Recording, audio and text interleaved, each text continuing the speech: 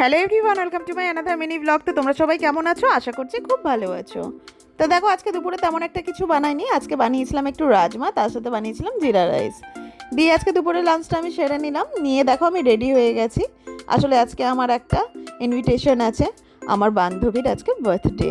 তো দেখো আমি এখানে পৌঁছে গেছি আর চলে এসেছে আমাদের বার্থডে গার্ল।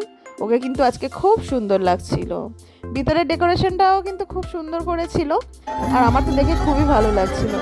তো দিনটা কিন্তু খুব ভালো আজকে কাটলো আমার। সবাই সুস্থ থেকো, ভালো থেকো, দেখা হবে নেক্সট ভিডিও। Bye bye.